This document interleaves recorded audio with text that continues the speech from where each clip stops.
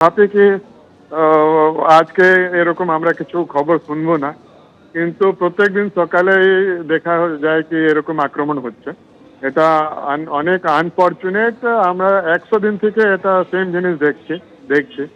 একটা ব্যবসায়ীকে মারা হয়েছে। ব্যবসায়ীর কি দোষ? ও তো নিজে বিজনেস করছে, কারো ক্ষতি করছে না। কিন্তু মনে হচ্ছে এখন সংখ্যা লাগু মানে অন্য ধর্মের হিন্দু, বুদ্ধিস্ট, খ্রিস্টান হওয়াটাই ওদের এখন পাপ হয়ে গেছে। সেই জন্য ওরা বারবার এরকম আঘাত খাচ্ছে। অনেক ধন্যবাদ রাধারমন বাবু।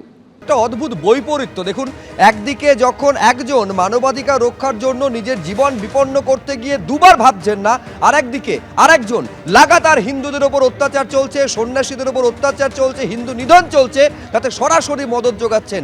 আর এই মোহাম্মদ ইউনূসের হাত আরও শক্ত করেছে আজকে বাংলাদেশ হাইকোর্ট। হাসিনা জমানায় যে সংশোধনী ছিল, পঞ্চদশ সংশোধনী, তার একটা অংশ আজকে বাতিল করে দিল বাংলাদেশ হাইকোর্ট। একেবারে মোহাম্মদ ইউনূসের আমলে যখন লাগাতার হিন্দু নিপীড়ন চলছে, সন্ন্যাসীদের উপর অত্যাচার চলছে, তার মধ্যেই তার হাতকে আরও শক্ত করলো বাংলাদেশ হাইকোর্ট। যে সরকারের হাতে লাগাতার হিন্দু নিপীড়ন, তাকেই দেওয়া হলো ভোটের ক্ষমতা। গণতন্ত্রের হত্যাকারী ইউনূস সরকারের পক্ষেই রায় দিল বাংলাদেশ হাইকোর্ট। হাসিনা জমানার সংশোধন খারিজ করে দেওয়া হলো, ফের গণভোটে শিলমোহর বাংলাদেশ হাইকোর্টের।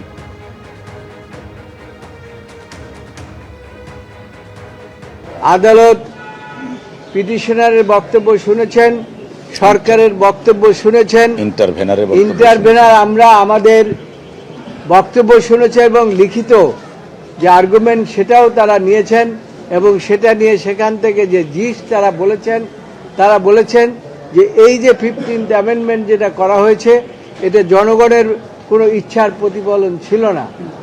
এটা আমাদের দেশেরও যে জাজমেন্ট আছে সেখানে বলা আছে একটি সংবিধানকে সংশোধন করতে হলে পরে যে সমস্ত উপাদান থাকা দরকার, তার মধ্যে basic structure of the constitution, এটা চেঞ্জ করা যাবে না। আজকে বাংলাদেশের হাইকোর্ট আজকে ইউনূস সরকার, যে সরকারের বিরুদ্ধে অভিযোগ করছে সংখ্যালঘু হিন্দুদের ওপর নিপীড়ন করা হচ্ছে, তাদের হাতে ক্ষমতা দেওয়া হলো এবং গণভোটের ক্ষমতা দেওয়া হলো। যেটা কি বলবেন, যেখানে হিন্দুদের ওপর অত্যাচার চলছে, সেই অবস্থা থেকে হাইকোর্টের এই রায় সম্পর্কে কি? দেখুন, আমি কিন্তু কোনো রাজনীতি করি না, আমি মানবাধিকার করি। আমার কাজ হবে মানুষের অধিকারে এগিয়ে যাওয়া, তাদের অধিকার ছিনিয়ে নিয়ে আসা। এটা আইনের মাধ্যমে, আমরা বেআইনি কোনো কাজ করি না।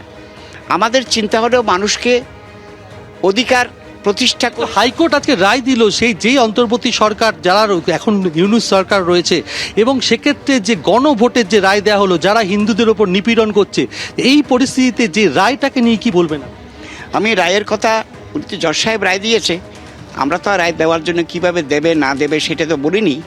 এখন জজ সাহেব যেটা মনে করেছে ভালো, সেভাবে রায়টা দিয়েছে, এখানে তো আমার বলার কিছু নেই। আমরা মানবাধিকার কর্মীরা বলবো এটা রাইট, এটা রং, দুইটা কথা বলতে পারি। But it is our expectation the law will be changed in course of time.